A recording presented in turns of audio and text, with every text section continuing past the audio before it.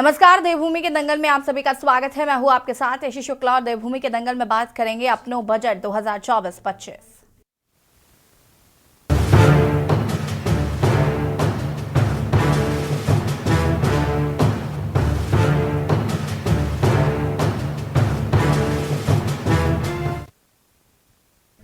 उत्तराखंड विधानसभा के बजट सत्र के दूसरे दिन धामी सरकार ने सदन में बजट पेश किया। विकसित भारत विकसित उत्तराखंड के लक्ष्य के साथ ही सदन में सरकार ने यह बजट पेश किया है। धामी सरकार ने वित्तीय वर्ष 2024-25 के लिए करीब 89,230.07 करोड़ रुपए का बजट पेश किया। सरकार ने बजट में करीब किसान महिला वर्ग को विशेष प्रावधान किया। सरकार ने बजट को ऐतिहासिक बताया, जबकि विपक्ष ने बजट को निराशाजनक बताया। वहीं एक तरफ जहां सरकार ने देहरादून में राज्य का बजट पेश किया, तो वहीं दूसरी तरफ कांग्रेस ने देहरादून में बजट सत्र कराने का विरोध किया है। सरकार के इस फैसले के विरोध में कांग्रेस ने गैरसैंण में प्रतीकात्मक सत्र का आयोजन किया। कांग्रेस का कहना है कि राज्य आंदोलन के समय से आंदोलनकारी गैरसैंण को स्थायी राजधानी बनाने की मांग कर रहे हैं। पूर्ववर्ती कांग्रेस सरकार ने गैरसैंण में विधानसभा भवन सहित बुनियादी ढांचे का निर्माण करते हुए सत्र किए, लेकिन धामी सरकार अब ठंड के नाम पर वहां सत्र करने से परहेज कर रही है। ऐसे में कांग्रेस गैरसैंण में जन भागीदारी से प्रतीकात्मक विधानसभा का आयोजन कर भू कानून, अंकिता हत्याकांड, बेरोजगारी, महिला अपराध, पलायन, बिगड़ती कानून व्यवस्था, भर्ती घोटाले, अग्निवीर भर्ती समेत तमाम मुद्दों पर चर्चा की। आपको बता दें कि धामी सरकार ने पक्ष विपक्ष के विधायकों द्वारा पत्र लिखकर सत्र गैरसैंण की बजाय देहरादून में कराने के अनुरोध को स्वीकार करते हुए सत्र देहरादून में कराने का फैसला लिया, जिस पर अब बवाल छिड़ गया है। सवाल यह है कि क्या सत्र गैरसैंण में कराने से गैरसैंण का विकास होगा या फिर गैरसैंण सिर्फ एक राजनीति का मुद्दा बन रह गया है। आज इसी मुद्दे पर विस्तार से चर्चा करेंगे। इससे पहले रिपोर्ट।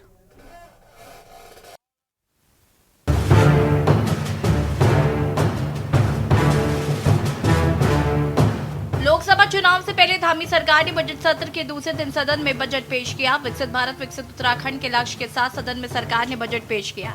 धामी सरकार ने वित्तीय वर्ष 2024-25 के लिए 89,230.07 करोड़ रुपए का बजट पेश किया है। सरकार ने बजट में गरीब किसान महिला वर्ग को विशेष प्रावधान किया। सरकार ने बजट को ऐतिहासिक बताया, जबकि विपक्ष ने बजट को निराशाजनक जताया है। कि सरकार मनमाने तरीके से सदन चलाना चाहती है। कल जो है राज्यपाल का अभिभाषण हुआ, हम समझते हैं कि सरकार उस पर 2 दिन चर्चा कराएगी और तत्पश्चात जो है बजट जो है ले करेगी, लेकिन सरकार जल्दबाजी में है, क्योंकि प्रदेश के जो ज्वलंत मुद्दे हैं उसका जवाब देने में सरकार पूरी तरीके से अक्षम साबित है। इसलिए एन प्रकरण जो है सत्र को जो है जल्दी जो है समाप्त करना चाहती है। हम आज कानून व्यवस्था का मुद्दा कार्यस्थल के माध्यम से प्रमुखता के आधार पर उठाएंगे और जो हमारे साथियों के नियम 58 की सूचना है उसके आधार पर अपने बात सदन के अंदर। वहीं एक तरफ जहां सरकार ने देहरादून में राज्य का बजट पेश किया, तो वहीं दूसरी तरफ कांग्रेस ने देहरादून में बजट सत्र कराने का विरोध किया। सरकार के इस फैसले के विरोध में कांग्रेस ने गैरसैंण में प्रतीकात्मक सत्र का आयोजन किया। कांग्रेस का कहना है कि राज्य आंदोलन के समय से आंदोलनकारी गैरसैंण को स्थायी राजधानी बनाने की मांग कर रहे हैं। पूर्ववर्ती कांग्रेस सरकार ने गैरसैंण में विधानसभा भवन सहित बुनियादी ढांचे का निर्माण करते हुए वहां सत्र किए, लेकिन धामी सरकार अब ठंड के नाम पर वहां सत्र करने से परहेज कर रही है। देखिए, गैरसैंण हिमालयी राज्य का प्रतीक है, एक शब्द प्रतीक शब्द है। संसद ने गैरसैंण इस उत्तराखंड को हिमालयी राज्य की परिकल्पना के साथ बनाया। इसका जो सृजन हुआ, जिसका जो स्थापना हुई, वो हिमालयी राज्य के रूप में हुई। और हिमालय का स्वभाव है शीतलता, ठंडापन, बर्फ भी पड़ेगी, बारिशें भी होंगी, जंगल भी होंगे, चढ़ाई भी होगी। तो यदि सरकार को गैरसैंण जाने में ठंड लगे तो इसका मतलब है आप हिमालयी राज्य की अवधारणा का अपमान कर रहे हैं। और फिर खुद विधानसभा ने सर्वसम्मति से प्रस्ताव पारित किया कि जो बजट सत्र हैं वो भविष्य में गैरसैंण में होंगे और उन्हें अपने शौक पूरा करने भी चाहिए, क्योंकि जनता तो उन्हें अब निर्वाचित करने वाली है नहीं। तो इसी तरह का वो ड्रामे और इसी तरह की उनका नौटंकी चलती रहेंगी। और अच्छा है कि कोई डम्मी विधायक बन रहा है, कोई विधानसभा अध्यक्ष बन रहा है, तो अपना बेचारे अपने मन को बहला रहे हैं, अच्छा है। कुल मिलाकर उत्तराखंड में लोकसभा चुनाव से पहले बजट सत्र पर सियासत शुरू हो गई है। कांग्रेस ने सत्र के दौरान सड़क से लेकर सत्ता पक्ष को घेरने की कोशिश की है। वहीं कांग्रेस विधायकों ने जहां सदन के भीतर बदहाल कानून व्यवस्था समेत तमाम मुद्दों को लेकर सरकार को घेरा, तो वहीं दूसरी ओर कांग्रेस नेताओं ने गैरसैंण में प्रतीकात्मक विधानसभा सत्र आयोजित कर सरकार को गैरसैंण के मुद्दे पर घेरा। सवाल ये है कि क्या सत्र गैरसैंण में करने से गैरसैंण का विकास होगा या फिर गैरसैंण सिर्फ एक राजनीति का मुद्दा भर रह गया है। Uttarakhand desk report. 89,230.07 करोड़ का बजट आज उत्तराखंड सदन में पेश किया गया और उत्तराखंड को विकास की ओर ले जाने के लिए इस बजट को पेश किया गया है। और इस बजट को लेकर काफी उम्मीदें जनता को भी इस बजट से थी। हालांकि विपक्ष का ये साफ तौर पर कहना है कि इस बजट से कहीं ना कहीं निराशा हाथ लगी है। साथ ही साथ विपक्ष ने प्रतीकात्मक सदन का आयोजन किया गैरसैंण में, क्योंकि इसका भी विरोध हो रहा था कि आखिर गैरसैंण में क्यों नहीं कराया जा रहा है सदन। विपक्ष इसको लेकर सवाल उठा रहा है। साथ ही साथ सदन में महंगाई, बेरोजगारी, अंकिता भंडारी हत्याकांड जैसे मामलों को भी विपक्ष उठाने के लिए लगातार काम कर रहा है। साथ ही साथ सरकार को घेरने की कोशिश कर रहा है। आज इस बजट पर हम चर्चा करेंगे। मेहमान हमारे साथ जुड़ चुके हैं। हमारे साथ मेहमान यहाँ पर जुड़ चुके हैं। आपको बता दें कि देवभूमि के दंगल में आज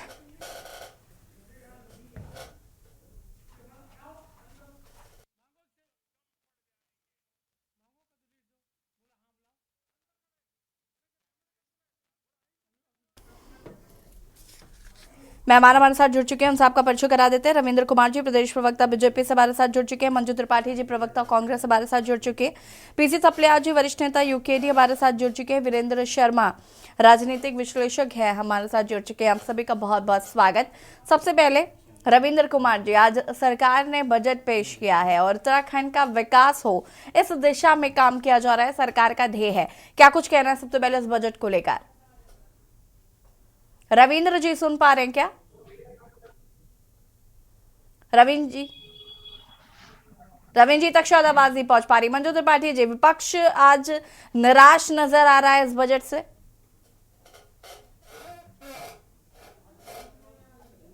हाँ रविंद्र जी, सुन रहे हैं आप मेरे को? जी नमस्कार, बढ़िया आवाज आ रही वीरेंद्र भाई। नमस्कार। आवाज आ रही है आपको मंजू जी? अब हाँ जी, अब अभी आ रही है आवाज, अभी तक नहीं आ रही थी। ठीक है ठीक है ठीक है, माफी चाहेंगे। मंजू जी, क्या कुछ कहना है बजट को लेकर? देखिए, हमारे इस नेतृत्व ने और सॉरी मेरा थोड़ा गला खराब है। अभी माननीय प्रीतम सिंह जी ने जैसा कि कहा कि ये सरकार पूरी तानाशाही वाली सरकार है। ये मनमाने ढंग से सत्र को पूरा कराना चाह रही है। इनको जो है देश जनता के मुद्दों से कोई मतलब नहीं। और देखिए, आपका जो प्रश्न है उसका उत्तर आपने खुद ही दे दिया कि मुख्यमंत्री जी कह रहे हैं ठंड लग रही है। अरे भाई, हम पहाड़ में रह रहे हैं, राज्य आंदोलनकारियों ने अपनी शहादत दी है और गैरसैंण को अस्थायी राजधानी के रूप में मतलब सपना है, देखा है। पूर्व में ये ढांचा तैयार करके हम कांग्रेस पार्टी ने वहां पर सत्र किए हैं। तो ठंड लगा, आप एक तरफ कहते हैं कि पहाड़ का हम विकास करेंगे, पहाड़ से पलायन नहीं होने, और दूसरी तरफ आपको वहां सत्र बुलाने में ठंडी लग रही है। तो भाई इस सरकार मंजू जी, मेरा सवाल तो ये भी है कि ये कहा गया था कि पक्ष और विपक्ष के कई विधायक है जो नहीं चाहते, तो अगर बीजेपी के विधायक नहीं चाहते तो कांग्रेस के भी कुछ विधायक है। मुख्यमंत्री जब सारा डिसीजन ये ले लेते हैं तो विपक्ष की बात यहाँ कहाँ से आ गई? अगर ये जैसे हर चीज खुद चाहते हैं, इन्वेस्टर सबमिट कराना था तो इन्होंने विपक्ष से पूछा था। कोई भी मुद्दे होते हैं विपक्ष से पूछते हैं, और इसके लिए खुद ठंड लग रही है। नहीं मंजू जी, तो इसका मतलब ये है ना कि कांग्रेस के भी कुछ विधायक है जिनको गैरसैंण में ठंडी लग रही है। ये जो है मुद्दों से भटकाने का काम कर रहे हैं। अभी जैसे प्रीतम सिंह जी ने कहा कि ये जो है मनमाने तरीके से ये सत्र चलाना चाह रहे हैं और सत्र को जल्द से जल्द खत्म कर देना है। बताइए, सत्र में इन्होंने बीजेपी द्वारा बजट जनहित में क्या मुद्दे हैं? बेरोजगारी दूर करने के लिए इन्होंने क्या कहा? अस्थायी राजधानी के मुद्दे पर क्या चर्चा की? यात्रा के लिए क्या सुविधा है? गैरसैंण के मुद्दे को लेकर सरकार कितनी सक्रिय है? नारी सुरक्षा को लेकर इनके क्या कानून है, बिगड़ी हुई कानून व्यवस्था के इन्होंने क्या किया। खाली ये कहते हैं भर्ती घोटाले, अग्निवीर, हर तरफ से ये सरकार भ्रमित कर रही है जनता को और कुछ भी नहीं कर रही है। मंजू जी आप आखिर सुनती नहीं बीजेपी है, कब तक जनता की मेरी बात सुन लीजिए ना, मैं कुछ पूछ रही हूँ। मंजू जी मंजू जी सुन पा रही हैं आप मुझे? मंजू जी आप सुन पा रही हैं? मेरा सवाल आपसे ये है कि आपके कांग्रेस के भी कुछ विधायक हैं जिन्होंने पत्र लिखकर मना किया था कि गैरसैंण में नहीं कराना है सदन। हमारे कांग्रेस के विधायक जो हैं कई चीजों पर इनको पत्र लिखते हैं, क्या ये सब पर अमल करते हैं? इसका मतलब आपके भी मीठा विधायक हैं ना, आपके भी विधायक हैं जो गैरसैंण में नहीं चाह रहे थे कि सदन की कार्रवाई हो। आप अपने विधायकों को तो पहले समझाइए। नहीं हम अपने नहीं भैया, हमारे विधायकों की कितनी सुन रहे हैं, हर काम में सुने ना। हमारे विधायक तो बहुत कुछ कहते हैं, इन्होंने क्या सुना? इनको आज ये मसला नहीं है कि आपके विधायकों की कितनी सुनी जाती है, ये मसला है कि आपके विधायक भी इसमें इन्वॉल्व थे। आप डिनाई नहीं कर सकते इस बात को ना।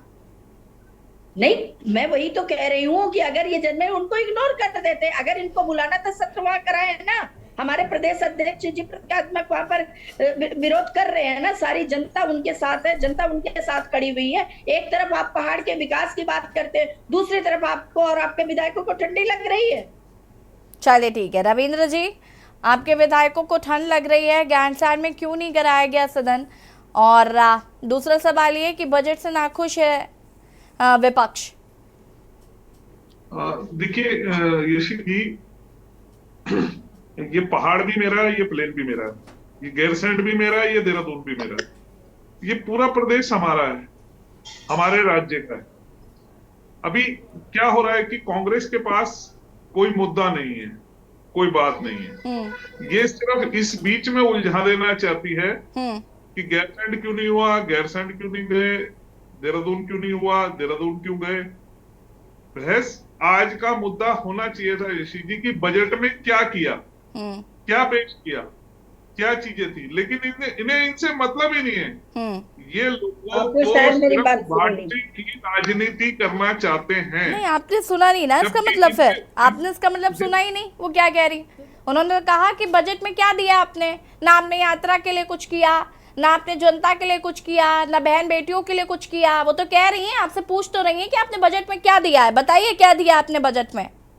देखिए ना यशी जी, ये वाला मसाला तो इनके पास, आप किसी भी चीज में डिबेट कर लीजिए, ये उस पर यही बोलेंगे। देखिए मैं आपको छोटी 2-4 बातें बताता हूँ। देखिए पहली बार ऐसा हुआ है कि उत्तराखंड राज्य की जीएसटी का 2022-23 में 7,141 करोड़ का राजस्व प्राप्त हुआ है, जो 23% अधिक है पिछले वर्षों के अपेक्षा में। आप लगाइए कि इस प्रदेश के अंदर पहाड़ी क्षेत्रों में उगाई जाने वाली मिलेट फसलों को मंडुआ सांबा प्रोत्साहित किया जाना है, जो हर राशन की दुकान पे 1 किलोग्राम की जो है ये अनाज मिलेट का मिलेगा, जो हमारे पहाड़ी राज्यों में पहाड़ी जिलों में रहने वाले जो खेत किसान है उनका जो अनाज है वो सरकार खरीद के राशन वितरण प्रणाली में डालेगी। ये किसानों को कहीं ना कहीं लाभ होगा।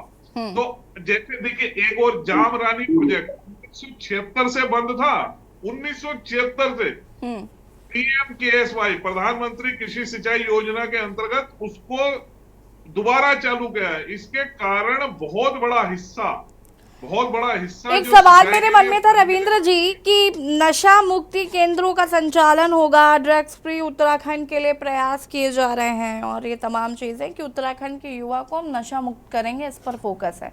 दूसरी ओर आप शराब को ही इतना इजी बनाना चाह रहे हैं कि लोगों के घर घर तक आसानी से पहुंच जाए। इसका जवाब देंगे क्या? पहाड़ में और किसी को नहीं।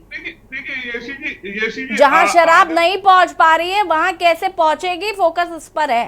फिर नशा कैसे खत्म होगा उत्तराखंड से, मुझे बता पाएंगे? नहीं देखिए मैं ये कह रहा हूँ यशी जी, जिसे शराब रविंद्र जी देखिए आप मुझे ना सीधा जवाब दीजिए, मुझे भटकाने की कोशिश मत करिए आप। मैं सीधा सवाल पूछ रही हूँ, सीधा जवाब दीजिए, मुझे ऐसे मत बताइए नहीं अच्छी जी ऐसा नहीं है। सिर्फ 10 सेकंड देखिए, मैं आपको उदाहरण देके समझाता हूँ। दीजिए उदाहरण। मेरे यहाँ ट्रांसपोर्ट नगर में शराब की अंग्रेजी और देसी की 2 बड़ी दुकानें हैं, जिसपे बहुत बड़ी दुकानें, और उसके ठीक सामने 4 जूस की दुकानें हैं। आप किसी भी टाइम आप अपने कैमरामैन को भेज के रविंद्र देखिए। जी धन्य हैं आप, धन्य हैं रविंद्र जी, बहुत धन्य हैं आप। शराब पीने वालों पे कितनी भीड़ है। अरे सर, तो देखिए, आप तो अगर उसी की भीड़ बढ़ा देंगे, शराब को ही उसको दिखाएंगे, करिए ना तो नशा शराब को। मिलेगी। आप जूस अब वाले को दिखाएंगे, रविंद्र तो जी, अब जूस समस्या तो ये है ना कि मिलेगा। 4 जूस के ठेले वहां पर है, लेकिन राजस्व को फायदा नहीं मिल रहा है ना उन जूस के ठेलों से। तो प्राथमिकता में फिर ये हो जाता है कि भैया हम शराब के 2-4 ठेके और खोल दें तो राजस्व को भी फायदा होगा। फ्रूट भी हमारे यहीं का ही है, माल्टा है, कीनू है, हमारे प्रदेश का है, हमारे अच्छा प्रदेश ठीक का है रविंद्र जी, हम इस पर आते हैं, जरा हम सबके रिएक्शन ले लेते हैं बजट पर, उसके बाद हम विस्तार से इस पर फिर आगे चर्चा करते हैं। तमाम सवाल है मेरे। उमा सिसोदिया जी भी हमारे साथ जुड़ चुकी है, आम आदमी पार्टी की प्रवक्ता। बहुत बहुत स्वागत है उमा सिसोदिया जी आपका भी। क्या कुछ कहना चाहती है बजट को लेकर? देखिए, सबसे पहले तो जब तक आपने मुझे जोड़ा नहीं था, आप मंजू जी से बार बार पूछ रही थी कि 6 विधायकों ने कहा है कि हम गैरसैंण नहीं जाएंगे, तो मैं आपसे भी, एंकर महोदय और रवि कुमार भाई से भी मैं पूछना चाहती हूँ कि उन 6 विधायकों के नाम दें। बहुत बड़ी मिस्ट्री हो चुकी है, पिछले 4 दिन से मैं रोज डिबेट पे बैठती हूँ, वो 6 विधायकों के नाम निकल के नहीं आते। उमा जी, ये सवाल मैंने पिछली डिबेट पे पूछा था, लेकिन इस डिबेट में मैं मंजू जी को देख रही थी कि मंजू जी इस बात को स्वीकार कर रही थी सामने से कि हमारे 6 विधायक, लेकिन आपने उनको तवज्जो क्यों दी? मंजू, एक सेकंड, नहीं आपने डिनाई नहीं किया मंजू जी, आपने सीधे सीधे ये कहा कि हमारे उन 6 विधायकों की सुनी क्यों गई? आप चिंता मत कीजिए मंजू, गरिमा जी, एंकर महोदया, यशी, क्या कहा था कि एक ही झूठ को 100 बार बोलिए, जनता उसको सच मानने लगेगी। उसका एक ताजा उदाहरण हम यहाँ पर देख रहे हैं। Raveen ji, don't interrupt please, don't interrupt. भाई कौन से 6 विधायक नाम बताइए? नाम जब हम पूछते हैं तो किसी के पास नाम नहीं होता। नहीं कह रहा नाम नहीं है, मैंने कहा नाम खाली हवा में क्यों चलाती है ये गवर्नमेंट? कि भाई ये फलाने 6 विधायक हैं जिन्होंने कहा कि हमें ठंड लगती है गैरसैंण जाने में, और कांग्रेस को पता है। आप अपने मंजू जी प्लीज एक एक करके प्लीज, आपको ऑफिशियल पेज है उस पर डालिए उन 6 विधायकों के नाम। उन आस्तीन के सांपों को हम भी देखना चाहते हैं कि आखिर वो 6 विधायक कांग्रेस के हैं, कौन से इंडिया अलायंस के कौन से 6 विधायक हैं। एक ही झूठ को बोलते रहिए, जनता के दिमाग में इतना झूठ भर दीजिए कि उसको लोग सच मानने लगे। ये ताजा उदाहरण है, बिल्कुल हमारे सामने का उदाहरण है, और आज एक छोटे से उदाहरण से मैं एक्सप्लेन करना चाहती हूँ। रविंद्र जी बीच में इंटरप्ट नहीं करिए अभी, प्लीज उनको पूरा कर लेने दीजिए। 2024 के लिए वही तो पूछ रहे हैं रविंद्र जी, पिछले 10 साल से आप लोग ऐसे ही झूठ परोस कर जनता का। रविंद्र जी आप सुन रहे हैं क्या? रुक जाइए। आप सफल भी हैं, मैं उसमें मना ही नहीं कर रही हूँ, आप सफल हैं इसमें, लेकिन जनता को समझ में आएगा एक दिन। हिटलर ने 25 साल शासन किया था जर्मनी में, और 25 साल तक जनता ये समझती रही थी आखिरी दिन तक कि हम जीत रहे हैं और हम लोग बहुत बड़े, पूरे वर्ल्ड को हम लोग सबसे बढ़िया हम लोग हैं। और आज वही सब आप लोग हिंदुस्तान में कर रहे हैं। इकोनॉमी हमारी 0 हो चुकी है, इकोनॉमी बिल्कुल डाउन होती जा रही है, हमारा रुपया अफगानिस्तान के रुपए से भी नीचे पहुंच रहा है, और आप कह रहे हैं कि हम लोग विश्व शक्ति बन रहे हैं सिर्फ आंकड़ों में फेरबदल करके। रविंद्र जी झूठ बोलना प्लीज कम कीजिए। दुकान की भीड़ को बढ़ावा दे रहे हैं भाई। चले ठीक है, रुके पीसी थपलियाल जी, फटाफट बजट पर अपनी प्रतिक्रिया दीजिए, उसके बाद राजनीतिक विशेषज्ञ का रुख करते हैं, उसके बाद चर्चा को हम विस्तार से करते हैं। देखो, जो सवाल अभी मैडम त्रिपाठी जी ने उठाया कि बजट में क्या है, इनफैक्ट बजट में कुछ भी विकास के नाम पे कुछ भी नहीं है, क्योंकि एक पूरा गुब्बारा फुलाया इन्होंने बजट के नाम पे, और उसमें तमाम ये खेल के लिए फलाना, एजुकेशन कोचिंग सेंटर के लिए फलाना, विज्ञान केंद्र खडिमा के लिए 3 करोड़, चंपावत के लिए फलाना करोड़, यानी इन्होंने जो बजट पेश किया है वो एक संपूर्ण गुब्बारा है। और बेशरम लोगों ने ये नहीं सोचा कि अगर हम अवहेलना कर रहे हैं गैरसैंण की तो क्यों कर रहे हैं, क्योंकि इनका जो दुस्साहस इतना बढ़ चुका है कि इन्होंने पहाड़ की जनता को मजबूर करके 5 किलो राशन में और तमाम चीजें, जिस तरह से ये सबको अपने बाड़े में डालते जा रहे हैं मजबूर लोगों को, उसमें ये अब कुछ भी करें जनता चुप रहेगी।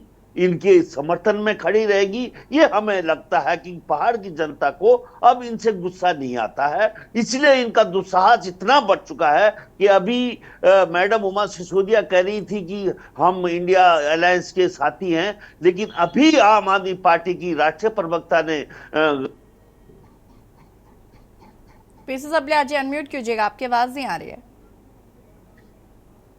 आम आदमी पार्टी इंडियन अलायंस से आउट नहीं होती है तो केजरीवाल चंद दिनों में अंदर जेल में होंगे। अभी उन्होंने राष्ट्रीय लेवल में हमें एक प्रेस अच्छी तरह वार्ता से की। मालूम है केजरीवाल इन्होंने जी के ऊपर जो हिमाचल में प्रेशर है, सरकार इसीलिए है कि सरकार आप गिरा रहे इंडियन से बाहर आइए।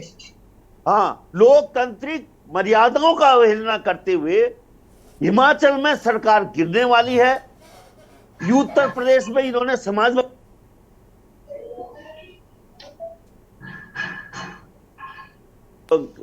तमाम जो मर्यादा सिस्टम होता है लोकतांत्रिक,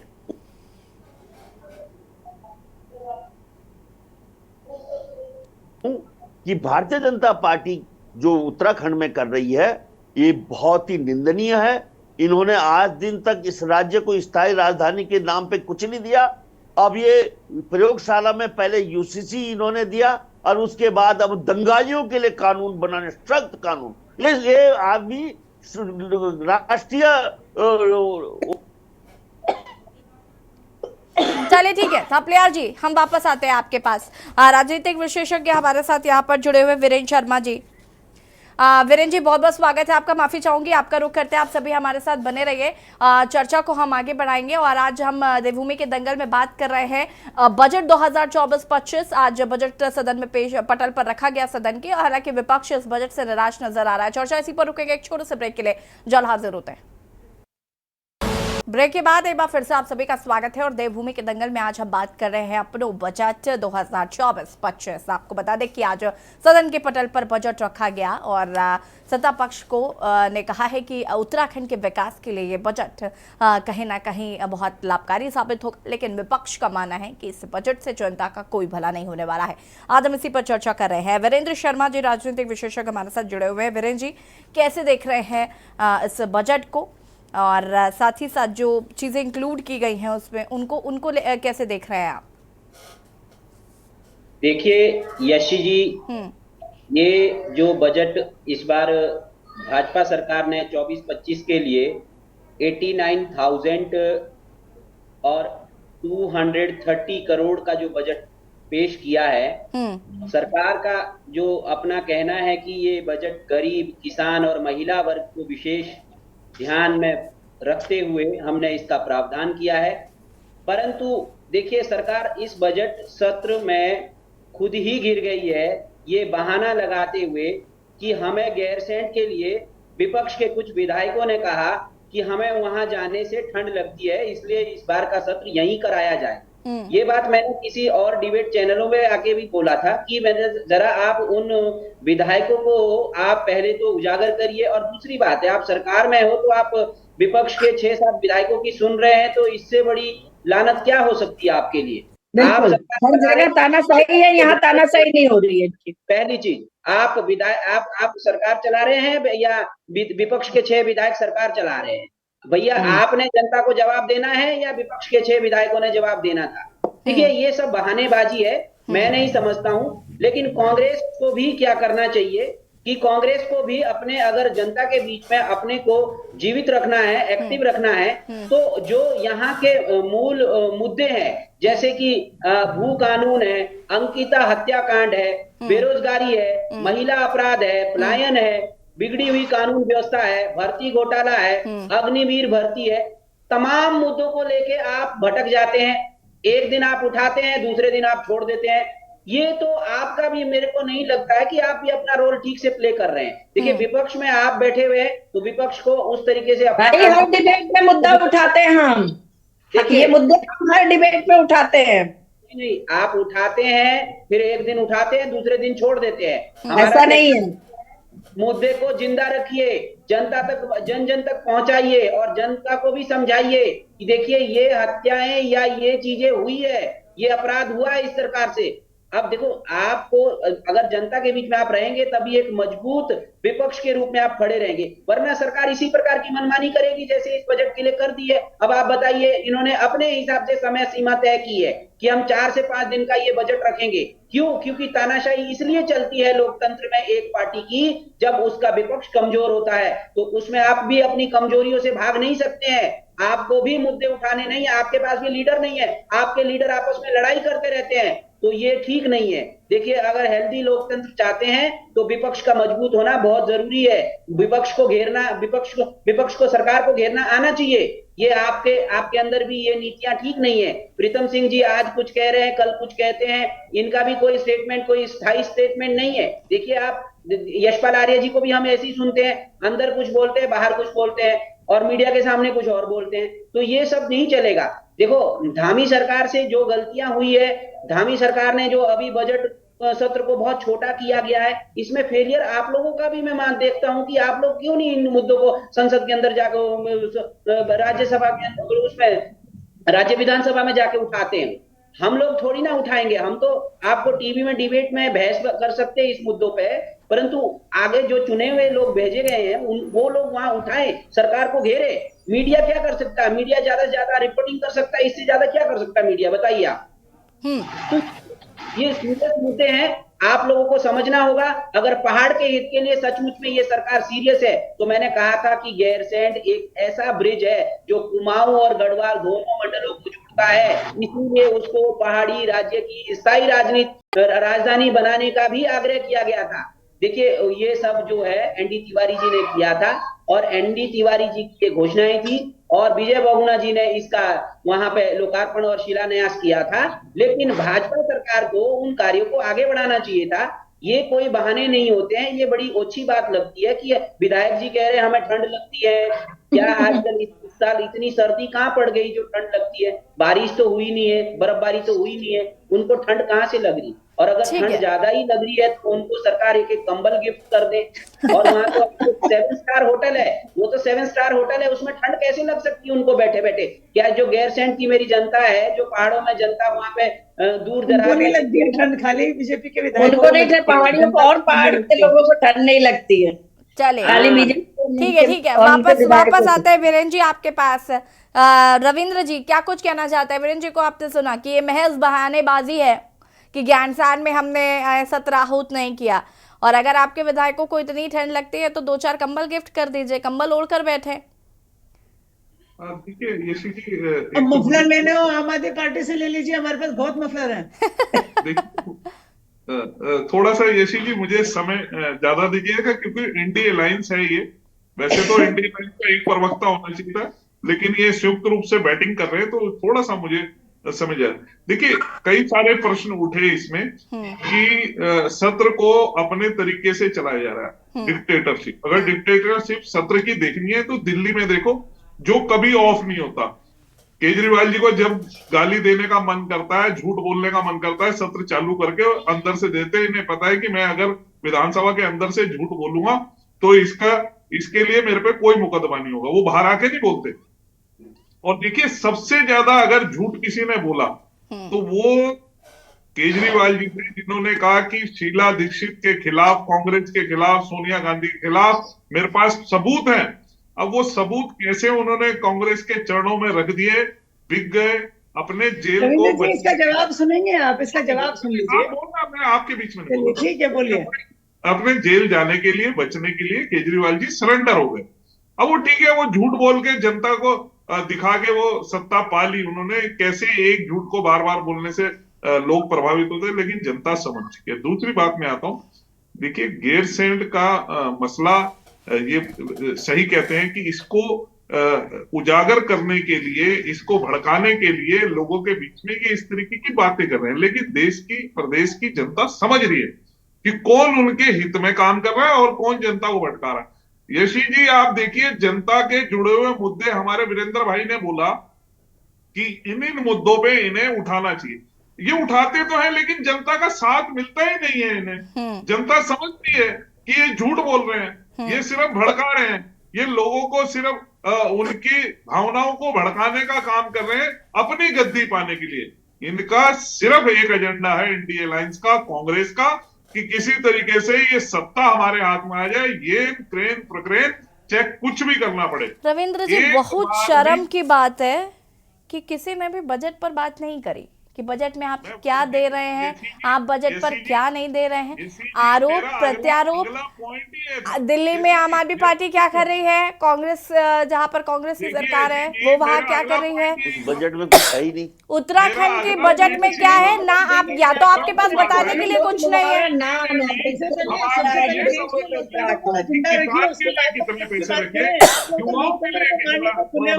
लोकतंत्र ही नहीं होगा, आप देते रहिए बजट आपको पता है बजट के हाल पे आपके पास कोई जवाब ही नहीं है। जो इस राज्य सरकार ने बजट के लिए सभी वर्गों के लिए जो प्रावधान रखे हैं, रविंद्र जी, जो इन्वेस्टर समिट हुआ था वो 3.5 मिलियन कितने आंकड़े आए थे, भगवान जाने, वो बहुत लंबी सी लिस्ट थी, वो आगे पैसे। आपको सिर्फ यही परेशानी है। पहाड़ को छल करने का काम कर रहे हैं। जो उस समय भी टास्क फैक्ट्री कराएंगे और पहाड़ी मिलट दे रहे हैं, जनता को गुमराह करने के अलावा इनके पास कुछ नहीं है। मुझे मैं सिर्फ इतना जानना चाहती हूँ, 3.5 लाख करोड़ के एमओयू साइन हुए थे, वो एमओयू डिक्टेटरशिप नहीं। और सुन लीजिए ना, आपने कहा डिक्टेटरशिप देखनी है तो आज जाके देखिए बंगाल में, वहां प्रदर्शन भी नहीं कर सकते। अरे रविंद्र जी, मेरा इतना कहने के बावजूद भी आप बंगाल दिल्ली से बाहर नहीं आ पा रहे। उत्तराखंड की बात ही नहीं करनी है आपको, बंगाल में जाना है, दिल्ली जाना है। आपके गवर्नमेंट की ये फितरत है, आप जेल में डाल देते हो और आप यहाँ बैठ के गालियां देते हैं। मंजू जी और उमा जी, मैं रिक्वेस्ट करूंगी आप दोनों से कि जरा इनको पूरा कर लेने दीजिए इनकी बात। रविंद्र जी, मैं आपसे रविंद्र जी, मैं आपसे बार बार कह रही हूँ कि उत्तराखंड की बात कर लीजिए जरा, बंगाल दिल्ली के दर्शन फिर कभी कर लेंगे हम। बजट की तो बात ही नहीं हो रही, जो इन्होंने सवाल किया बजट की बात। सर एक सेकेंड, आप नहीं, आपको क्या लगता है एंकर यहाँ पर जो बैठा है वो नहीं, आप मुझे क्या समझ रहे हैं? मैं लगातार आपसे सवाल पूछ रही हूँ, आप केवल यहाँ विपक्ष के सवालों के जवाब देने के लिए बैठे हैं? नहीं, आपको क्या लगता है मैं यहाँ पर फालतू में बोल रही हूँ? आपने जब सारे मेहमानों को बुलाया, जब आप इन्हें बोलने के लिए बोल रहे हैं, ये बजट छोड़ के सारी चीजें बोल रहे हैं। सर मैं तो बार बार आपसे बजट के बारे में पूछ रही हूँ, मुझे तो जवाब दे दीजिए कम से कम, या फिर आपकी नजरों में एंकर की कोई वैल्यू ही नहीं है? कुछ नहीं। आप समय देगा बकवास कर रहे हैं महिलाओं के लिए। देखिए मेरी बात तो सुनिए। चलिए नहीं, अब रविंद्र जी रुक जाइए, मुझे और लोगों को भी समय देना होगा। आप बंगाल दिल्ली की बातों से उबर ही नहीं पा रहे।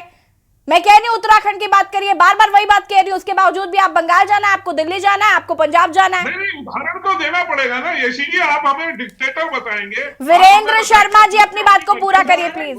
ठीक है, रुक जाइए रविंद्र जी, अब रुक जाइए, आपका समय खत्म हो गया, रुक जाइए रविंद्र जी प्लीज, मुझे भी थोड़ा समय दे दीजिए sir. Ravindra ji hold on please, Ravindra ji I am requesting you please. Virendra ji देखिए, मैं अभी रविंद्र भाई की बात सुन रहा था। देखिए, सरकार कोई भी हो, मेरा कहना तो सिर्फ ये है कि कोई भी सरकार जनता के सवालों से बच नहीं सकती है, चाहे वो सरकार में कोई भी बैठा हो। और देखिए, सरकार को इस तरीके से बहानेबाजी, इधर उधर की बात ना करके, ये दूसरे राज्यों में ना जाके, दूसरे राज्यों की बातें ना करके, दूसरे राज्यों के मुद्दे ना उठा के, आज बजट पे हमारी डिबेट है तो आप सिर्फ यहाँ की बात करो कि यहाँ के बजट में आपने उत्तराखंड की जनता को क्या दिया। अरे भाई, आप बजट की बात ही कहाँ कर रहे हैं? आप आए बाएं साएं सारी बातें कर रहे हैं। बजट की आप बता दीजिए, पिछले डिबेट में एक भी अगर सवाल सिवाय एंकर के किसी ने पूछा हो? नहीं रविंद्र जी एक सेकेंड, आप क्या कहना चाहते हैं? मैं बेवकूफ हूँ यहाँ पर बैठकर आपसे सवाल कर रही हूँ और आप जवाब नहीं देंगे? नहीं रविंद्र जी मुझे बताइए, क्या I am not responsible for anything? मैं आपसे सवाल पूछूंगी, आप जवाब नहीं देंगे, आप सिर्फ विपक्ष के सवालों का जवाब देंगे, ऐसा है क्या? आपकी बात का नहीं जवाब दूंगा, लेकिन आप सवाल आप मुझे टाइम देंगे तब ना। अब आप बताइए, रविंद्र जी, आप जरा बंगाल से और दिल्ली से बाहर आ पाएंगे तब जवाब देंगे ना बजट पर। खैर, टाइम वेस्ट हो रहा है, रुक जाइए। उमा सिसोदिया जी अपनी बात को पूरा करेंगे, उसके बाद रविंद्र जी मैं आपको 5 मिनट दूंगी और मुझे जरा बजट पर आप 5 बड़ी बातें बता दीजिएगा। उमा सिसोदिया जी। देखिए, अगर मैं बजट की बात करूं, उत्तराखंड की महिलाओं के लिए आजकल बहुत सारे प्रोग्राम्स आप लोगों ने चला रखे हैं। कभी कहीं उनको फूलों की वर्षा करवा रहे हैं, कहीं कहीं कुछ हो रहा है। बहुत सारे दीदी भुली टाइप के प्रोग्राम बहुत चल रहे हैं। लेकिन हमारी आशा कार्य करती हैं और हमारी भोजन माताएं सड़कों पर निकलती हैं, तब आप उनके ऊपर कि कल भी उनका बहुत बड़ा प्रोटेस्ट था। कई हजार आशा कार्यकर्ता और माता भोजन माता जो संगठन है उससे जुड़ी हुई सारी महिलाएं आपके दरवाजे पर पहुंची हैं और आपने उन्हें उनकी नहीं सुनी। कोई वहां उनकी बात सुनने तक के लिए राजी नहीं है। कोई बड़ा मंत्रीगण, कोई विधायक उनके पास उनकी बात सुनने तक के लिए नहीं आता है। उस समय आप लोगों का महिलाओं के साथ जो प्रेम है, जो दीदी भूली के साथ वर्षा नहीं होती है, कहाँ चला जाता है? उस समय सब कुछ गायब हो जाता है। जब आशाओं के बारे में जब बात आती है, जब वो अपना मानदेय बढ़ाने की बात करती है, जब वो अपने उनको जो इक्विपमेंट्स चाहिए वहां पर उसके बारे में बात करती है, जब वो ये बात करती है कि उनके जो काम करने के घंटे हैं वो निर्धारित हो और उसके हिसाब से उनको पैसा मिले, तब सरकार के कानों पर जू नहीं रेंगती है। और इससे पहले भी बहुत सारे उसमें हम लोगों ने देखा है कि उपनल के साथ जुड़ी हुई महिलाएं हों या जो दूसरी आउटसोर्स कंपनी के नाम पे आप के जो महिलाएं आप लोगों ने, चाहे वो दून अस्पताल है, चाहे वो कोरोनेशन है, या जो दूसरे तमाम स्वास्थ्य सेवाओं से जुड़े हुए जो हमारे अस्पताल हैं, वहां पर जितनी महिलाएं काम करती हैं, कितनी आसानी से आपने कोरोना टाइम में उनको भर्ती किया और कोरोना के बाद आपने निकालकर उनको सड़क पर खड़ा कर दिया। सिर्फ फूलों से वर्षा करा देना महिलाओं के लिए, और जब वो सड़कों पर उतर के अपने अधिकारों की बात करती है, वहां पर आपका कुछ माहौल कुछ और होता है। वहां पर आपकी जो आप उनको जो देना है, जो वो मांग रही है, वहां पर आपके कानों में जू तक नहीं रखती रविंद्र भाई। तो क्या महिलाओं को आपने क्या समझाया कि सिर्फ फूलों के ऊपर फूल डाल दो और ये खुश हो जाएंगी, ये आपको वोट दे देंगी फूल डालने से? रविंद्र भाई, ये सिर्फ योजनाओं को खूब सारे नाम दे दो, उनको महिलाओं को वहां लाके इकट्ठा कर लो और उसके बाद आप ये कहो कि हम लोग बहुत महिला हितैषी सरकार है, तो मेरे मतलब समझ से बाहर है। ठीक है, महिलाओं के लिए आप मुझे बता दीजिए 4 काम जो आपने विशेष रूप से सिर्फ और सिर्फ राज्य सरकार ने किए हैं। अब आप इसमें केंद्र की योजनाएं मत गिनाने बैठी है प्लीज। जो राज्य सरकार ने किए वो बता दीजिए। एक वो घसियारी योजना भी शुरू की थी त्रिवेंद्र जी ने, वो कहाँ चली गई घास काटते काटते, उसका भी अभी तक समझ में नहीं आया, उनका भी बता दीजिए जरा। ठीक है उमा जी, जिसका जवाब हम लेंगे आगे। मंजू त्रिपाठी जी। बिल्कुल सही बात है। मुझे लगता है रविंद्र भाई जो है या तो हम लोगों की बात पूर्ण रूप से सुनते नहीं है और ये न्यूज नहीं देखते। इन्होंने कहा कि जो विपक्ष मुद्दे उठाता है वो झूठी है। मैं पूछना चाहती हूँ रविंद्र भाई से, बीजेपी वालों से, कि क्या अंकिता हत्याकांड का मुद्दा हमने उठाया, क्या वह झूठा है? अंकिता हत्याकांड नहीं हुआ है क्या? इनके विधायक का बेटा उसमें इन्वॉल्व नहीं था क्या? साक्ष्य नहीं मिटा दिए गए? अगर हम इसको उठाते तो कहते हैं कि विपक्ष पूरी जो है झूठे मुद्दे उठाते हैं। क्या अग्निवीर जैसे योजना नहीं लागू की गई? क्या सैनिकों के साथ छल नहीं किया गया? अगर हम इस मुद्दे को उठाते तो कहते हैं विपक्ष बेबुनियाद मुद्दे उठाता है। अरे भाई, आप सच को एक्सेप्ट करना ही नहीं चाहते हो। और अगर हम बजट के ऊपर आपसे पूछना चाह रहे हैं कि आपके विकसित भारत, विकसित उत्तराखंड, बड़ी बड़ी हेडलाइन देने से विकास नहीं होता है, धरातल पर काम करने से विकास होता है।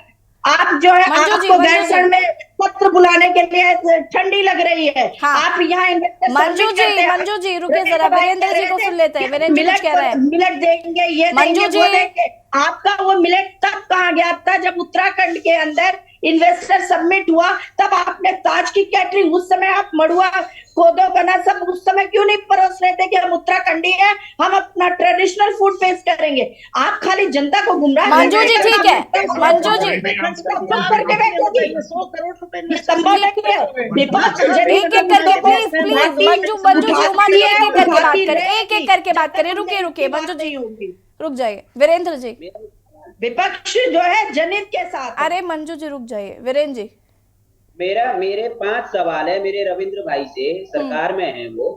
मेरा बस 5 सवाल के जवाब दे दीजिए। आप जो 90,000 करोड़ का आपने आज बजट पेश किया है, आपने शिक्षा के लिए कितना दिया है और आपकी क्या कार्य योजना है? नंबर 1। आपने स्वास्थ्य के लिए कितना किया उसमें से, उसके लिए आपकी क्या कार्य योजनाएं हैं? आप कहाँ पे कितना पैसा खर्च करना चाहते हैं?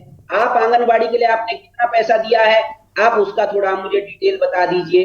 आपने पलायन रोकने के लिए क्या स्कीम्स में कितना पैसा आवंटित किया है, उसके बारे में आप मुझे बता दीजिए। और आपने जो सहकारी समिति के माध्यम से अलग अलग गांव के किसानों के लिए या अन्य वर्गों के लिए जो योजनाएं चलाई है, उसके लिए आपने कितना पैसा आवंटित किया है, जरा इसका मुझे थोड़ा सा आप आज के बजट सत्र में आप प्रकाश डालने की कोशिश करें। ठीक है, रविंद्र जी जवाब दीजिए, उसके बाद थपलियाल जी मैं आपके पास आती हूँ। रविंद्र जी जवाब दीजिए। देखिए, बिल्कुल सही बात है। आप बड़ा अच्छा वीरेंद्र भाई ने बहुत अच्छा प्रश्न किया और अच्छी बात है, बजट हुआ है तो बजट पे ही बात करनी चाहिए। तो देखिए, स्वास्थ्य और शिक्षा पे 15,376 करोड़ रुपए का प्रावधान है। इसमें 10 करोड़ अटल आयुष्मान उत्तराखंड योजना में, 500 करोड़ रुपए क्लास 1 से 8 तक के बच्चों को निःशुल्क जूता देने में, इकोनॉमी एंड के साथ इकोलॉजी एंड रिवर एजुकेशन प्राधिकरण के अंतर्गत 60 करोड़ रुपए रखे गए। उद्योग आरटीई के पैसे दे देते हैं, आरटीई के पैसे दे पर्यटन के लिए 100 करोड़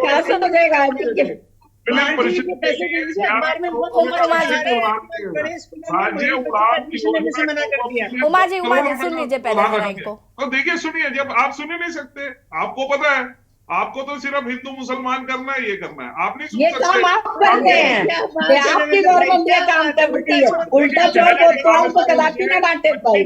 65 करोड़ रुपए का प्रावधान रखा है। ग्राम विकास के लिए 1491 रुपए का प्रावधान रखा है। ग्राम विकास के लिए 2910 करोड़ रुपए का प्रावधान रखा है। गरीब कल्याण योजना के लिए 5658 करोड़ रुपए का, युवा कल्याण के लिए 1679 करोड़ रुपए का, 250 करोड़ रुपए मुख्यमंत्री अल्पसंख्यक मेधावी बालिका प्रोत्साहन के लिए भी रखा गया है। अन्नदाता किसान भाइयों के लिए बजट की राशि 2024-25 में 2415 करोड़ रुपए रखी गई है। नारी शक्ति के लिए 2025 में 1538 करोड़ रुपए। रविंद्र जी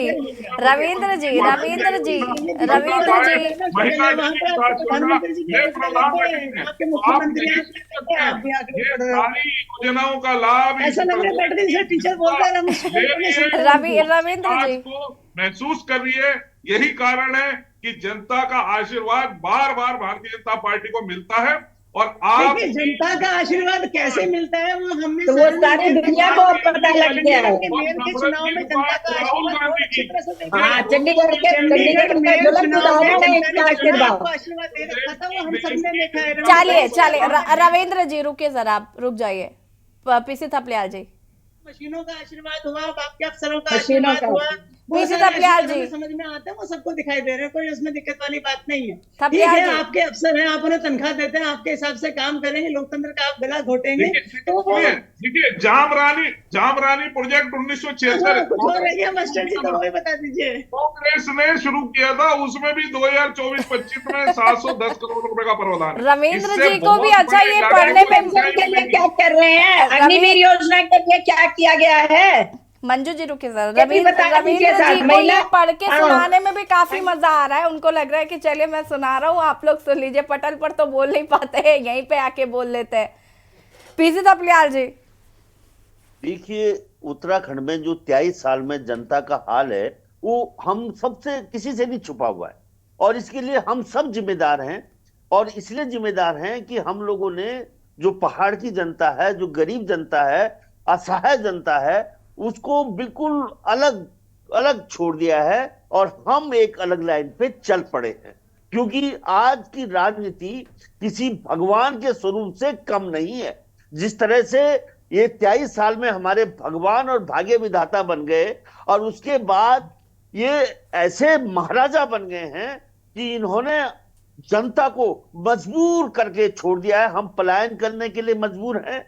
आज हमारे जो पहाड़ के युवाओं के लिए एक ही सपना होता था, फौज, उस फौज को भी इन्होंने खत्म कर दिया है। और इसलिए हमें चिंता हो रही है कि ये लोग जो राजधानी हमने आंदोलन ने गैरसैंण में मांगी थी, वो इनके जूते की नोक पे अब, क्योंकि मैं बोला नहीं कि जनता इनके उंगलियों पे बसीभूत हो गई है, गरीब जनता को इन्होंने अयोध्या के राम के साथ विलय कर दिया है। थपलियाल जी, और आपको वहां ऐसा पे- नहीं लगता कि ज्ञानसारण का जो मुद्दा है उसे सिर्फ एक महज राजनीतिक मुद्दा बनाकर रख दिया गया है? और मुझे लगता है ये सालों साल ये मुद्दा सॉल्व नहीं होने वाला है, क्योंकि ज्ञानसारण एक जो स्थायी राजधानी बनाने की बात कही जा रही है, ये लोगों की भावनाओं से जुड़ा मुद्दा है और उसे हर पार्टी बनाती है। कांग्रेस रही, किसी ने इतनी जद्दोजहद नहीं करी कि एक स्थायी राजधानी उत्तराखंड को दे दी जाए। क्या ये एक संवेदनशील मुद्दा है जिसका इस्तेमाल हर आने वाले चुनाव में होगा? और मुझे लगता है आने वाले 10-12 सालों में भी या 15-20 सालों में भी स्थायी राजधानी उत्तराखंड को नहीं मिल पाएगी। बिल्कुल सही बात। अटल बिहारी वाजपेयी जी ने जब इस राज्य की घोषणा की और उसका जो इन्होंने नोटिफिकेशन किया, उसमें राजधानी मिसिंग थी। मतलब कितना बड़ा अपराध भारतीय जनता पार्टी ने उत्तराखंड के लोगों के साथ किया है, हम भुला नहीं सकते। ये वो लोग हैं जिन्होंने आज ये बात करें जमरानी बन गया, वो बन गया। इनको पूछो कि आज टिहरी डैम हमारी छाती पे बना हुआ है, उसकी बिजली कौन खा रहा है? ये हमारे संसाधनों को बेचने वाले ये अपराधी हैं मैडम, अपराधी। ये लोगों को बेवकूफ बनाकर यहाँ पे राजा बने हुए हैं। यहाँ पे जिस तरह से पूरा उत्तराखंड शेल में है इस समय, मैं जानता इन्होंने यहाँ तक जनता रुक को जाइए रविंद्र। बदनाम किए कि शराब बनाएगी अब पहाड़ में। इन्होंने घोषणा कर दी है अब शराब का पहाड़ होगा। शराब की पहाड़, शराब में शराब का उत्पादन करेगा उत्तराखंड के पहाड़। देवभूमि चले इनमें से घोषणा है इस बजट में, इनकी घोषणा है। जिनको क्या करें मैडम, और यही जीतेंगे क्योंकि इन्होंने सभी विपक्ष को बदनाम करके रख दिया। रविंद्र जी, थपलियाल जी यूकेडी के प्रवक्ता हैं, वरिष्ठ नेता हैं और इसलिए शायद आपको उनकी बातें बुरी लगती होंगी, लेकिन अगर आप थपलियाल जी को राज्य आंदोलनकारी के तौर पर देखें तो मैं कभी कभी बहुत फील करती हूँ थपलियाल जी के दर्द को। और मुझे लगता है कि हर उत्तराखंड वासी जिसे उत्तराखंड से प्यार है, वो व्यक्ति ऐसी ही सोच रखता है कि आखिर उत्तराखंड को एक स्थायी राजधानी देने में सरकार क्यों इतना वक्त लगा रही है। अरे मैं कहती हूँ कांग्रेस बुरी है, ठीक है, कांग्रेस ने नहीं किया, कांग्रेस नहीं आ रही सत्ता में। आप तो सत्ता में 2-2 बार आ गए हैं, आप क्यों नहीं कर रहे? बिल्कुल रविंद्र तक जी, जाएगी इस गवर्नमेंट को। मेरा जवाब है हाँ जी बिल्कुल, आप ही देंगे, सत्ता में तो आप ही हैं फिलहाल। जी जी जी यशी जी, देखिए बिल्कुल सही बात है। आप भी जो इतना जोर लगा के पूछ रहे हैं और ये भी जो जोर लगा के पूछ रहे हैं ना, इन्हें भी पता है कि ये सिर्फ काम भारतीय जनता पार्टी ही कर सकती है और हम करेंगे। स्थायी राजधानी गैरसैंण हम ही बनाएंगे, क्योंकि गैरसैंण के आसपास की भौगोलिक संरचना को आज जिस प्रकार से सड़क कनेक्टिविटी के थ्रू, एयर कनेक्टिविटी के थ्रू, रेल कनेक्टिविटी के थ्रू जिस प्रकार से हम इस काम को कर रहे हैं, ये आने वाला समय राजधानी के रूप में विकसित हम ही लोग करेंगे। इन्हें भी पता है, इसलिए ये हमारे पे आरोप नहीं रविंद्र जी, देखिए पता है नहीं पता है ये मसला ही नहीं है ना। मुझे ये बताइए ना कि राजधानी बनाएंगे लेकिन तारीख नहीं बताएंगे, आप इंतजार करते रहे हम सालों तक। देखिए ये भावना जी, पहले वहाँ पे जमीनें खरीद लेने दीजिए ना, आपको समझ नहीं है। पहले जमीनें हमें खरीद लेने दीजिए नेताओं को, उसके बाद तो बनाएंगे राजधानी। अभी तरह बात चल रही है, म्यूटेशन हो रहा है। जिस प्रकार से ये टीवी डैम पहले ये सारे नेतागण पहले वहाँ पे अच्छी खासी जमीनें खरीद लें, प्लॉटिंग खरीद लें, उसके बाद राजधानी घोषित करेंगे, समझा करें। ये इनको देखो, इनको वामपंथी एजेंडा लग रहा है। जब तक पूरा नहीं किया जा सकता। रविंद्र जी देखिए, मैं इसीलिए बहुत ज्यादा इस तरीके की बातें नहीं। अब आपके खिलाफ कोई बोले तो वो खालिस्तानी है, पाकिस्तानी है, वामपंथी है, ऐसे तो हर बात का यही जवाब नहीं होता ना रविंद्र जी। कितने धूर्त है ये। पूर्ण रूप ये से लोग कहते कुछ है करते कुछ, इनकी कथनी और करनी में अंतर क्या, बहुत बड़ा अंतर है। टिहरी डैम की बात वीरेंद्र जी, वीरेंद्र जी, ज्ञानसारण को स्थायी राजधानी बनाने का ये मुद्दा ही रहने वाला है आगे आने वाले 20-30 सालों तक। क्या लगता है आपको? और केंद्र की कितने रहेगी ये तो उनसे पूछो। वीरेंद्र जी, आप हमारे से बता रहे हैं, आप क्यों भड़का रहे हैं? इसका मतलब आपको जानकारी नहीं है। आप उसी वामपंथी एजेंडे पे जिन्होंने नर्मदा बांध सरोवर को कितने जोर से बोल रहा अगला आदमी और छूटा आदमी झूठ बोल के उसे झूठ बोल रहा है। वो लोग पता है क्या टिहरी डैम का? पानी में से बिजली निकल गई, अरे पानी खराब हो जाएगा फसलों के लिए। आप वो वामपंथी एजेंट हैं। रविंद्र जी रुकिए जरा, रविंद्र जी रुक जाइए अब जरा। वीरेंद्र जी, सवाल मेरा था कि आने वाले 20-30 सालों तक अभी उत्तराखंड को गैरसैंण राजधानी के तौर पर मिलने वाला नहीं है, क्योंकि ये बहुत संवेदनशील मुद्दा है और हर साल चुनाव में मैनिफेस्टो में बड़े बड़े अक्षरों में कहा जाता है कि हम स्थायी राजधानी देंगे। देखिए यशी जी, ये ना आप हिमाचल की थोड़ी सी अगर आप नॉलेज रखते हैं तो आपको शायद पता होगा कि हिमाचल में भी 2 राजधानियां रखी हुई है, एक धर्मशाला है और दूसरी शिमला है। हाँ जी, है ना? वहां पे भी इसी तरीके की आज तक हमने ये कश्मकश देखती है कि जैसा नाटक यहाँ गैरसैंण और देहरादून के नाम से चलता है, वैसा ही हिमाचल में भी चलता है। हाँ जी। ये राजनीति इच्छा शक्ति ना तो कांग्रेस की होगी कभी आने वाले समय पे और ना बीजेपी ये करना चाहेगी। हम ये बहुत अच्छे से जानते हैं, शिमला भी कोई स्थायी राजधानी नहीं है, अस्थायी राजधानी है शिमला भी। धर्मशाला इनकी अस्थायी राजधानी नहीं है, अस्थायी राजधानी है वो भी।